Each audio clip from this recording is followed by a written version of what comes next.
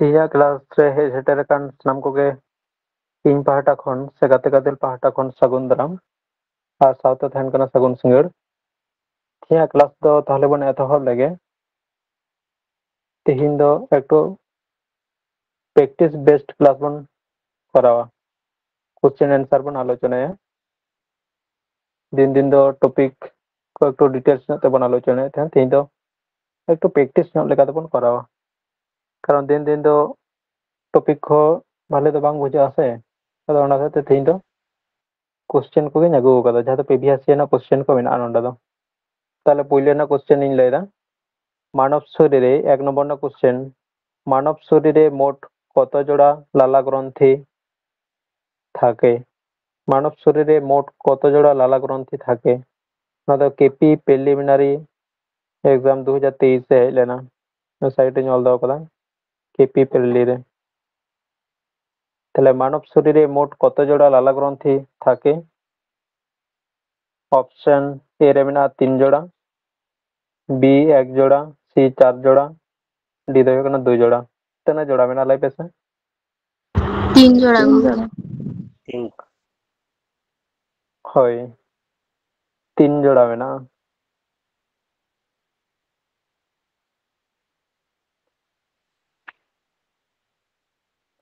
3 जोड़ा मेना है ताले नोआ दो हुकना ऑप्शन ए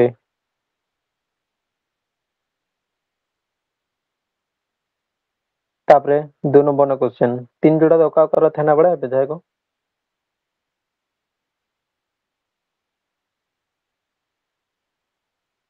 কিন্তু আমাদের মুখে মূলত মূলত 3 জোড়া বড় বড় লালা গ্রন্থি থাকে আমাদের মুখে হ্যাঁ মূলত 3 জোড়া লালা গ্রন্থি তা যেগুলোর এক জোড়া ধরে কিনা জিহার নিচে যেগুলোর এক জোড়া ধরে কিনা জিহার নিচে এক জোড়া ধরে কিনা চোয়ালের নিচে আর অন্য জোড়া ধরে কিনা চোয়ালের পিছনে কানের কাছে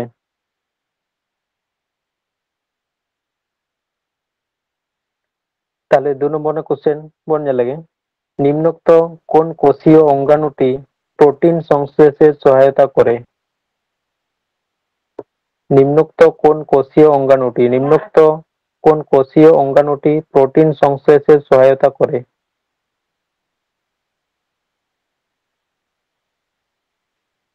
নয়া তো লাহাতিং পড়াও কা পেয়া राइबोसोम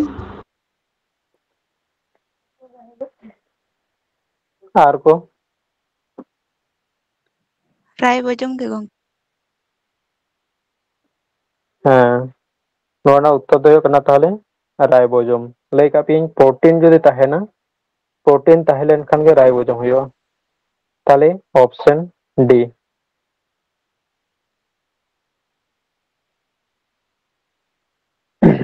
আর লাইসোজোম তো চেক কমে তাহলে পেছে आत्मघाती थली।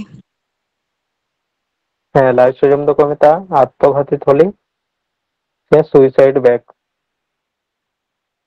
ব্যাগ সে আত্মঘাতী থলি লাইসোজোম আর কোষঘর না কামি দিন লে পেগনা কোষঘর তো উদ্ভিদ কোষ থেকে ñeloa কোষঘর সে ভেকুয়াল को মেতা কানা কোষঘর তো উদ্ভিদ কোষ থেকে ñeloa নোয়া না প্রধান কামি দ হয়ো কানা প্রধান কাজ দ হয়ো না কোষ রস ধারণ করা না কোষ রসে ধারণ দহয়া কোষ রস ধারণ করা আর সেন্ট্রিওল অপশন সি যাবে না সেন্ট্রিওল না তো কোষ বিভাজন রে সাহায্য এমা সে কোষ বিভাজন রে গড়ায় এমা তাহলে এরপর তো 3 নম্বর কোশ্চেন নিচের কোনটি এককোষী প্রাণী নয় নিচের কোনটি এককোষী প্রাণী নয় फिताक्टिन লাইপে হ্যাঁ লাইপে फिताक्टिन কোশ্চেन गंके। চলতে হ্যাঁ আল্লে লেপে আর উপায় কো কি উত্তর को लेना थीटा क्रिम ᱦᱳᱭ ᱱᱚᱣᱟ ᱨᱮᱱᱟᱜ ᱩᱛᱛᱚᱨ ᱫᱚ ᱦᱩᱭᱩᱜᱼᱟ ᱯᱷᱤᱛᱟ ᱠᱟᱹᱲᱢᱤ ᱜᱮ, ᱚᱯᱥᱮᱱ ᱥᱤ᱾ কোশ্চেন ᱧᱮᱞ ᱯᱮ ᱱᱚᱰᱮ ᱞᱟᱹᱭ ᱠᱟᱫᱟ নিচের কোনটি এককোষী প্রাণী নয়?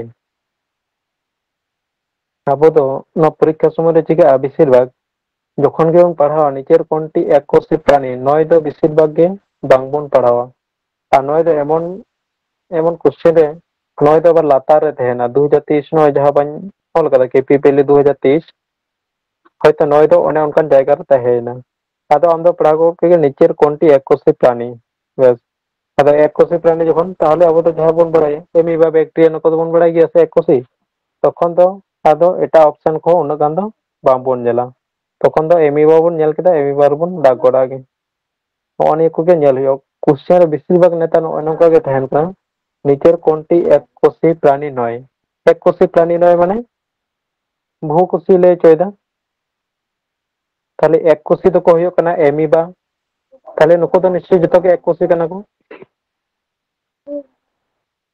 আর উনিগে এককোষী বাদ কাতে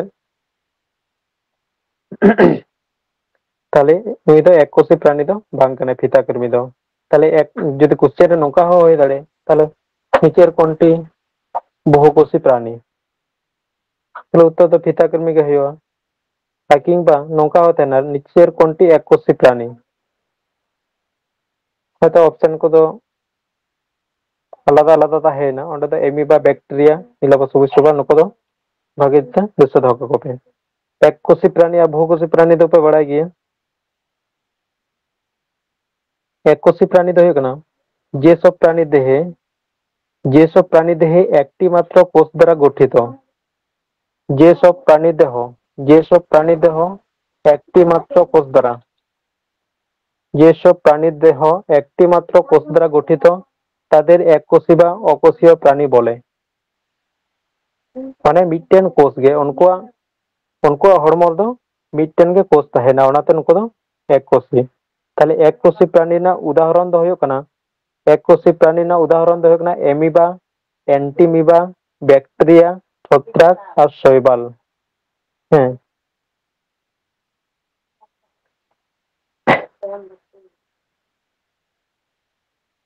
দিশতে না নোট যাই কো হয়তো নোট দহয় কান তো নোট দহ কাপে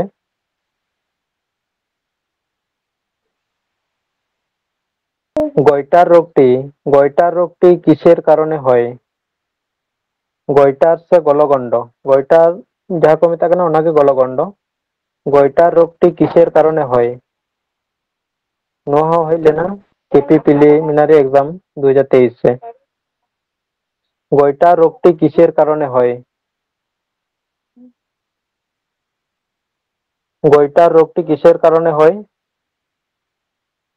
डायबिटीज मेलिटस এ দো বাং হুᱭᱩᱜᱼᱟ আদিন লে পে কানা গয়টার সে গলগণ্ড রোগ দো কিসের কারণে হয় নডে দো একটু অপশন দো একটু জুদা হবে না তাহলে उनके আপে ऑप्शन লে सी পেতে হ্যাঁ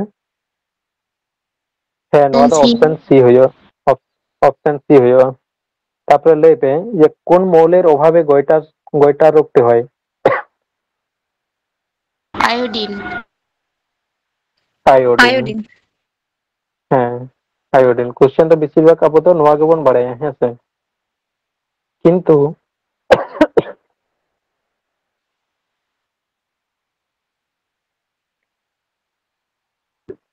গয়টার সে গলগণ্ড দো হটক রেনাক রোগ কানা যাহা দো আয়োডিন ᱨᱮᱱᱟᱜ অভাব তে হুᱭᱩᱜᱼᱟ আয়োডিন ᱨᱮᱱᱟᱜ অভাব তে হুᱭᱩᱜᱼᱟ নোয়া নোয়া ইয়ে দো আয়োডিন ᱨᱮᱱᱟᱜ অভাব তে হুই লেনᱠᱷᱟᱱ ᱫᱚ থাইরয়েড গ্রন্থি যাহা মেনাᱜᱼᱟ হটক রে থাইরয়েড গ্রন্থি দো হটক রেগে মেনাᱜᱼᱟ ᱥᱮ ᱚᱱᱟ ᱫᱚ মানে একটু লাট্টু ᱧᱚᱜ ᱮᱱ ᱜᱮ ᱢᱟᱨᱟᱝ ᱧᱚᱜ ᱮᱱ ᱜᱮ যখন ওনা ঠান্ডা কো লাগাও বনা তখন দো যাতে হটক একটু ওঁডে মারাং ᱧᱚᱜᱚᱜ সাইড সেন আদো ওনা দো থাইরয়েড গ্রন্থি রে আর নোটা দই লেরা থাইরয়েডিজম মানে আয়োডিন না অভাবতে হুᱭᱩᱜ ᱠᱟᱱᱟ ᱥᱮ তাহলে কম তাহলে হাইপার আর হাইপো নোয়া দো মিটটেন দৃশ্য মেনা তাবনা বেশি যাহা গে বেশিয়া ওনা দো হাইপার আর কম লেনখান দো হাইপো बेसी माने हाइपर और कम लेनखान दो हाइपो नोंडे जेमन आयोडीन अभाव ते जखन हुयो कना ताहले कमो कना निश्चय ओनाते हाइपोथायरॉयडिज्म ताहले ओका मौल ना अभाव ते नो दो हुयो गोइटा रोग दो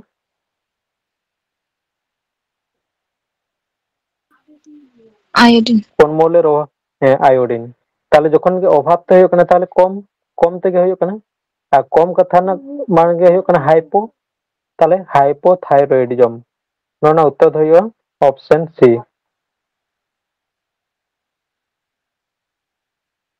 तारपरे 5 नंबर क्वेश्चन आइरिस आइरिस मानव शरीरेर कोन अंशे अवस्थित चोक हुयो चोक हुयो है नो द ऑप्शन ऑप्शन बी नो द चोक नो को दो आरे बन पढ़ावा चोको नो को बन पढ़ावा ए पद दो अंदर जहाँ पंच इंद्रिय कोना चोक कान नोंडे को एक क्वेश्चन ना ताहले चोक तारपरे आबो आर मिटे क्वेश्चन पे नोंडे खन गे मेट खन गे आबो जखन मेट को दाना से तखन दो ओकाटा को दाना कोर्निया मेट रेना ओका अंश को दाना देखो ना चुक्खुई दान केदा चोके दान केदा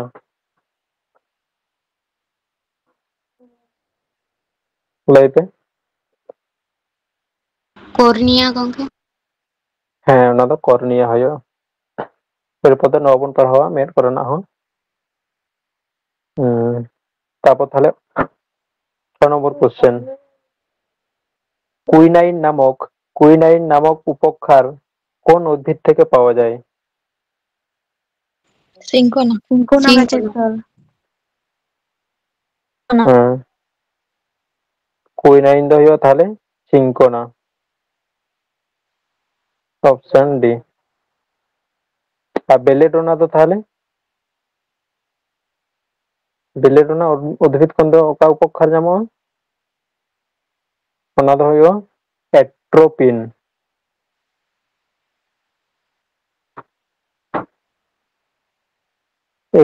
এট্রোপিন আর সর্পগন্ধা দো रेसरपिन সর্পগন্ধা দো রেসারপিন আর মিটন চেবিনা ডাটুরিন ডাটুরিন দো ওকা উদ্ভিদ धुतरा गाছের ফল দুতরা ডাটুরিন দো ধুতরা আর পেনিসিলিয়াম কোন দো পেনিসিলিন जहाँ दो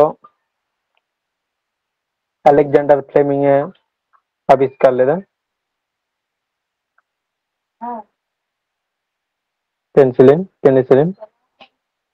पेनिसिलिन नोटेटम नामक मिटन छत्राक खन ओना दो आविष्कार लेदाय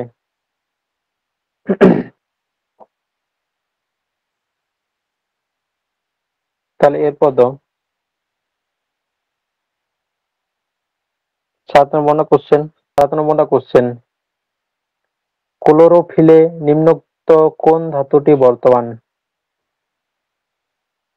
ম্যাগনেসিয়াম मैग्नीशियम गंगे হ্যাঁ ক্লোরোফিলে নিম্নোক্ত কোন ধাতুটি বর্তমান নয়া ᱫᱚ ᱦᱩᱭᱩᱜᱼᱟ ম্যাগনেসিয়াম অপশন সি ক্লোরোফিল ᱫᱚ ᱚᱠᱟᱨᱮ ᱧᱮᱞ ᱧᱟᱢᱚᱜᱼᱟ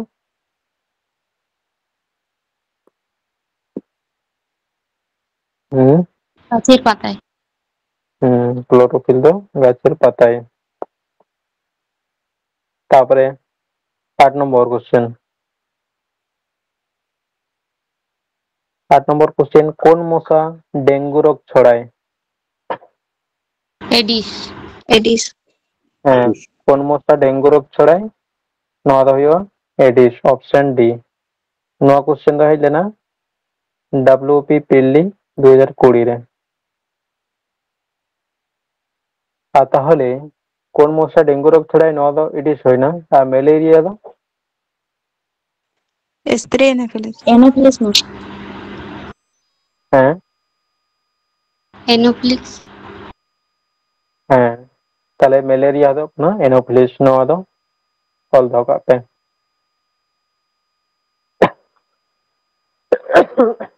এনোফিলিস দো ম্যালেরিয়া। তারপরে 9 নম্বর কোশ্চেন, নিম্নোক্ত কোনটি একটি অপুষ্পক উদ্ভিদের উদাহরণ নয়? উদাহরণ নয়, অনেক কথা দৃশ্য হয় প্রযুক্ত। নিম্নোক্ত কোনটি একটি অপুষ্পক উদ্ভিদের উদাহরণ নয়?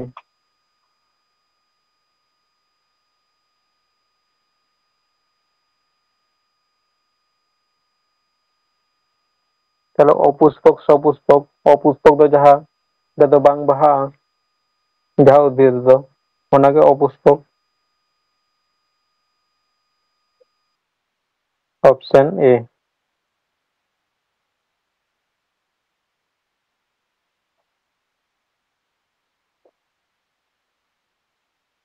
তাহলে ᱱᱚᱣᱟ ᱫᱚ ᱥᱚᱭᱵᱟᱞ ᱠᱚᱫᱚ ᱱᱚᱣᱟ ᱠᱚᱫᱚ অপুষ্পক কান গিয়া।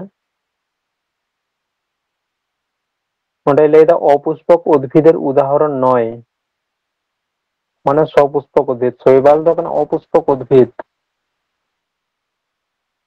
কোশ্চেন হাতে দিশাই তাবন পে ᱪᱮᱫ ᱞᱟᱹᱭ ᱪᱚᱭᱫᱟ ᱧᱮᱞ ᱛᱟᱵᱚᱱ ᱯᱮ। নিম্নোক্ত কোনটি একটি অপুষ্পক উদ্ভিদের উদাহরণ নয়? মানে ওকা দো অপুষ্পক উদ্ভিদ দো বাং কানা নোডেনাᱜ।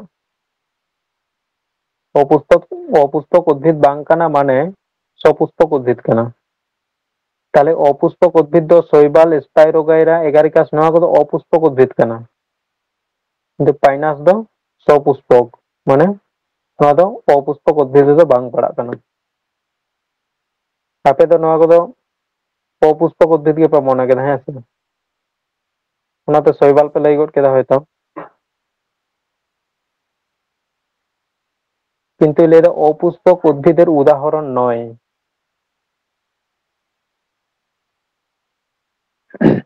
মানে অপুষ্পক উদ্ভিদের উদাহরণ নয় মানে নওয়া দো সপুষ্পক উদ্ভিদে লাই চয়দা। মানে কোশ্চেন দো নোয়া কানা, নিম্নোক্ত কোনটি একটি সপুষ্পক উদ্ভিদের উদাহরণ? নওয়া দো নেগেটিভ কতে মেনাগᱼᱟ কাথা তেদো। তাহলে নো কোশ্চেন দো নংকা হইবা, নিম্নোক্ত কোনটি একটি সপুষ্পক উদ্ভিদের উদাহরণ? মানে কোশ্চেন দো ঘুরে ফিরে নৌকা কত গে তাহেনা, একটু আচুর ᱧᱚᱜ ভাবে। আচুর ᱧᱚᱜ ভাবে যখন গে তাহেনা, আবো যখন বুঝতে সময় চালাত তাবন ওন্ডে, তখন আদো বামবন বুঝ দাড়েতে এটাগ কবে বন দাগ দো আগে।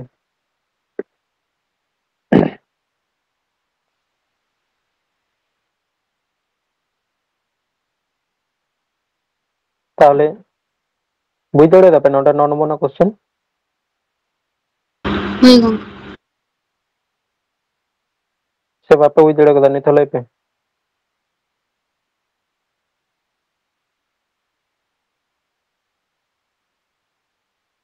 তারপরে 10 নম্বর কোশ্চেন নেল পে। অ্যাকশনের সবথেকে বাইরের আবরণটির নাম কি?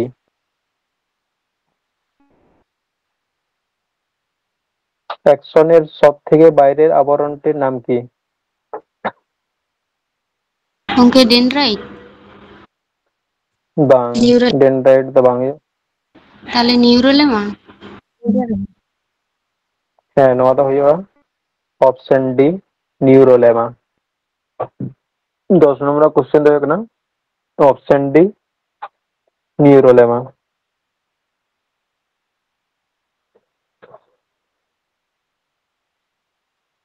তারপরে 11 নম্বর কোশ্চেন নেল পে। কোন ভিটামিনের অভাবজনিত কারণে রিকেট রোগ হয়?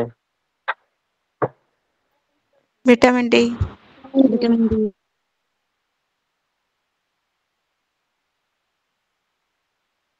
তাহলে নোয়া দো হইবা ভিটামিন ডি, অপশন এ। তাহলে ভিটামিন ডি অভাবতে হয়ে কানা রিকেট। তাহলে অপশন বি রে বন নেলদা, ভিটামিন ডি অভাবতে তো চেদ রোগ? বি অভাব তেদো चेद रोग हुआ? बेरी बेरी हाँ बी अभाव तेदो हुआ बेरी बेरी और ए अभाव ते रात कना रात को हाँ रात काना से अंधत्व और विटामिन सी स्कार्बी और विटामिन ई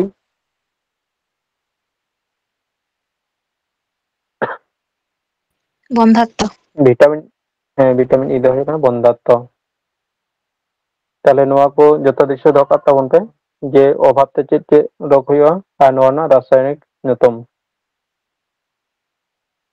12 नंबर क्वेश्चन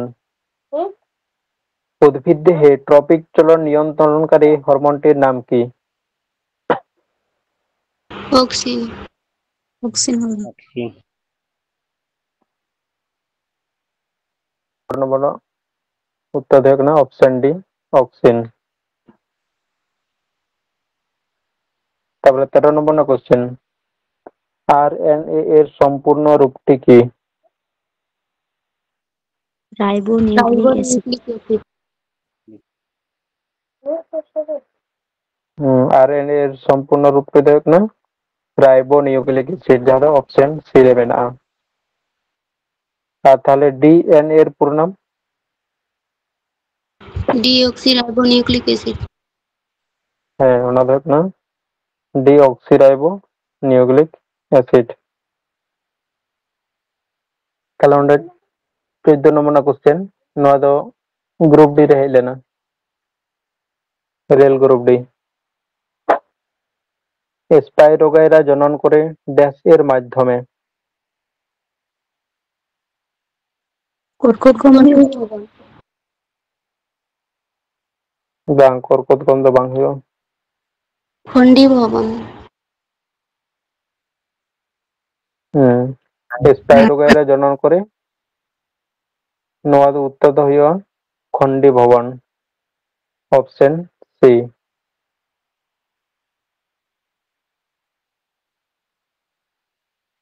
तारपरे ना क्वेश्चन रक्तनालीर लाल जोगकला कोनटी? नोहा ग्रुप डी हेल नारियल ग्रुप डी रक्तनालीर लाल जोगकला कोनटी?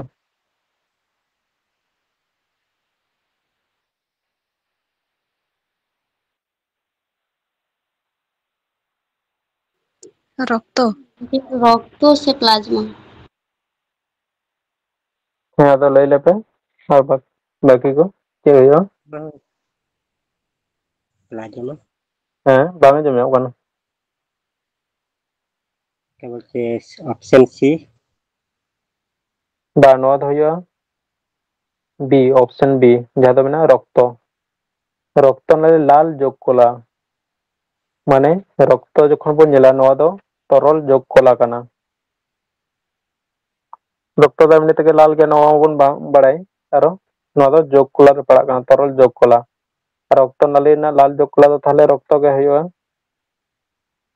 Option B. तबे 16 नंबर क्वेश्चन टेक्सोनोमिर पिता हिसेबे काके विवेच्य करा হয়?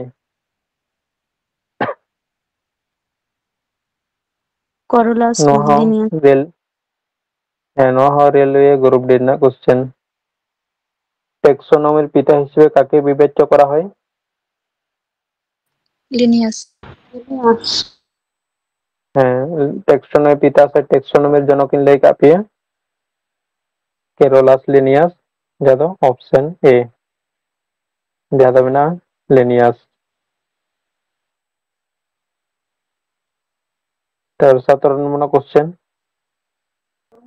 ডিএনএ এর পিরিমিডিন বেসগুলি হলো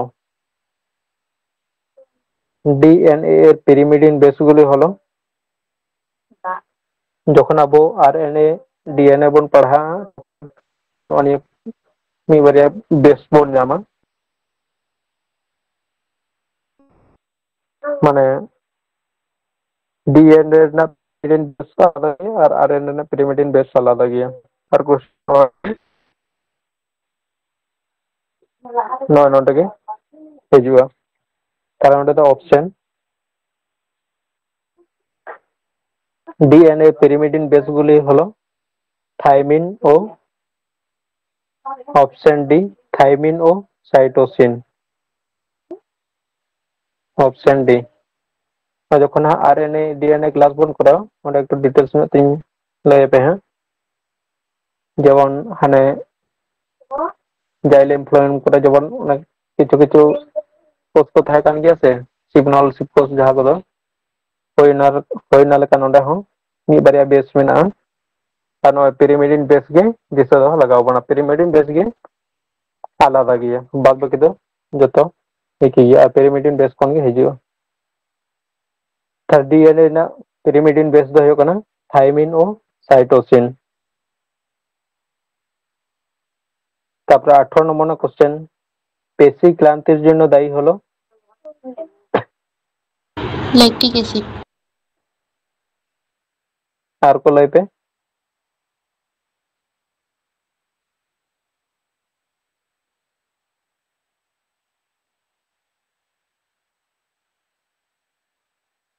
আর কো লয় पे ননা উত্তর চলে যাও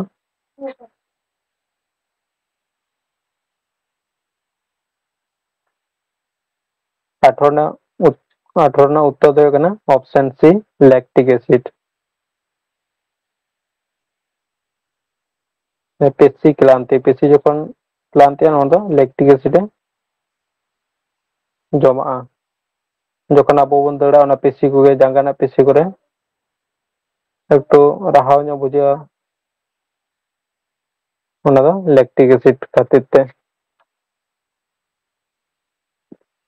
তারপরে 19 না কোশ্চেন নিচের কোন রোগটি প্রোটিনের অভাবে হয়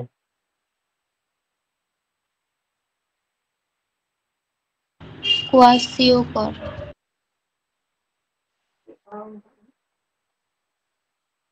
নিম্ন নিম্ন নিচের কোন কোন রোগটি প্রোটিনের অভাবে হয় লয় पे আর কো ননা উত্তর দেয় কেনা অপশন সি क्वासियोकर। क्वासियोकर से क्वासियोकर ऑप्शन सी।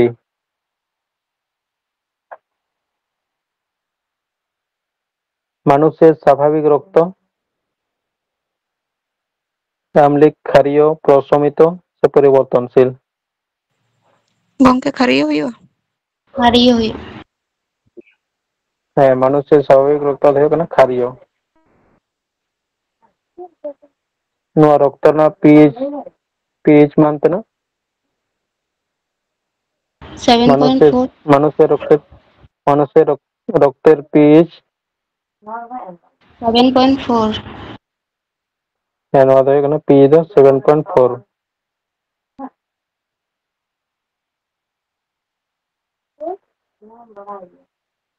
মানে মোটামুটি যেরকম মানে 0.14 হবে সে পিএইচ দো মোটামুটি তার মধ্যে মাঝামাঝি দেহ কেন 7 রে আছে না 7 কোন যখন 14 পড়া কেন নোয়া দো ক্ষারীয় আর 0.7 দেহ কেন আম্লিক যখন গে 7 কোন 14 রে পড়া মানে পিএইচ মান তখন দো না কদো যত ক্ষারীয় হইও আর যা 7 কোন 0 से মানে 0.7 রে মধ্যে পড়া না কদো আম্লিক। 21 নম্বর কোশ্চেন প্রাকৃতিক নির্বাচন তত্ত্বের সে নির্বাচনবাদের প্রবক্তা হলেন डार्विन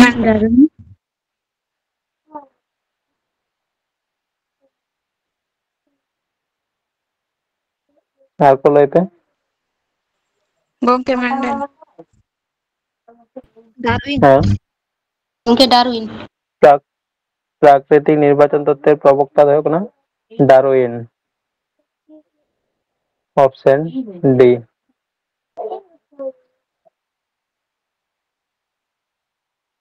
অপশন ডি হ্যাঁ ডারউইন। মেন্ডেল দহ বংশগতির জনক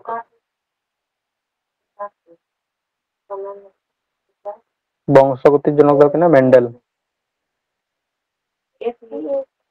এডিএইচ 22 নম্বর না কোশ্চেন এডিএইচ এর অভাবে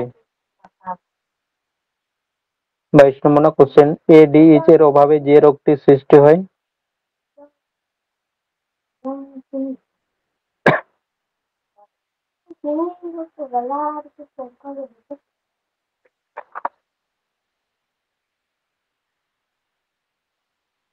এডিএইচ না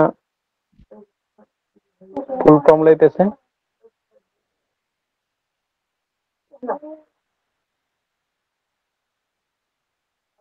એડીએચ ના પૂરો nyutum લઈ પે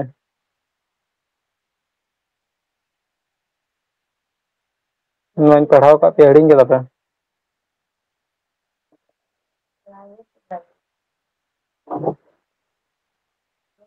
এডিএইচ এর অভাবে যে রোগটি সৃষ্টি হয় নদ হোক না option A diabetes insipidus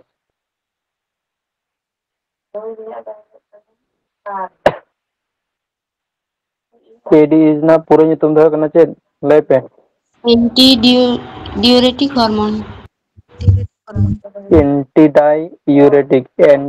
एंटीडाईयूरेटिक hormone আর নওয়া তো কি ইলে পেছে না তখন যে রোগ হইবা প্লাস সময় নওয়া তো ইলে পেছে না বহুমূত্র রোগ হইবা নওয়া অভাবতে এন্টিডাইউরেটিক হরমোন অভাবতে সে এডিএইচ অভাবতে বহুমূত্র রোগ হইবা তাহলে নওয়া এডিএইচ নওয়া তো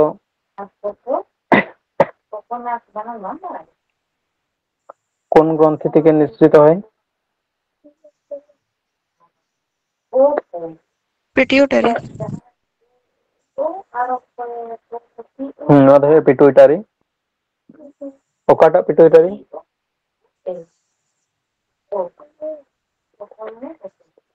অগ্র से पश्चात पश्चात पश्चात নদয়া পশ্চাৎ পিটুইটারি কোন আর্চেটের এডিএইচ তারপরে আমি কেন এমএসএইচ মনে এখন তারপর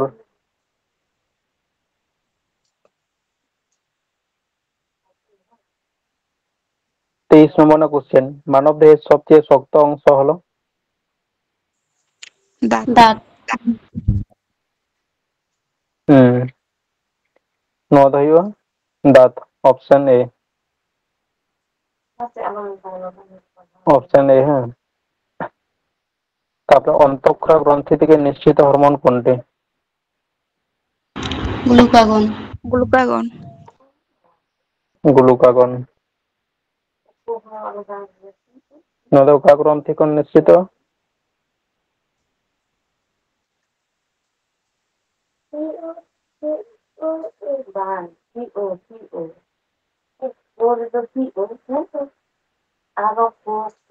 নদকা গ্রন্থি কোন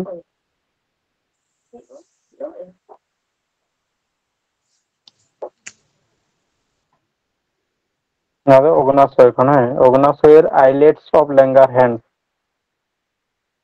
লাতিন পড়ালে পিয়ানো দিছে অগ্নাশয়ের আইলেটস অফ ল্যাঙ্গার হ্যান্ড গ্রন্থি থেকে গ্লুকাগন ও ইনসুলিন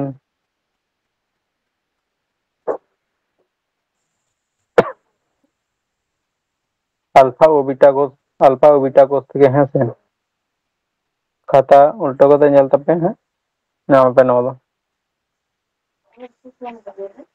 তাহলে no do অন্তঃক্ষরা গ্রন্থি থেকে নিঃসৃত হরমোন no do উত্তর হইব অপশন ডি গ্লুকাগন দো আইলেটস অফ ল্যাঙ্গারহ্যান্স গ্রন্থি খন অগ্নাশয় না আইলেটস অফ ল্যাঙ্গারহ্যান্স না কোশ্চেন से মুচিত কোশ্চেন দেন আগে তিনা কত সালে কোষ আবিষ্কার করা হয় 1665 1665 যত হড় ননা উত্তর তো লইতে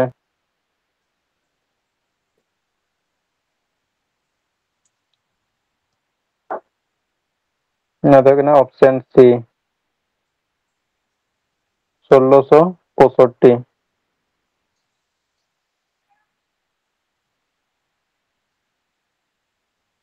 তিনা কোশ্চেন তো না লইতে है ना ᱟᱠᱚᱥ ᱚᱠᱚᱭ ᱟবিষ্ᱠᱟর ᱞᱮᱫᱟ তাহলে ᱞᱟᱹᱭ ᱯᱮᱥᱮ? রবার্ট হুক, রবার্ট হুক, হ্যাঁ কোষ দয় আবিষ্কার লেদা রবার্ট হুক।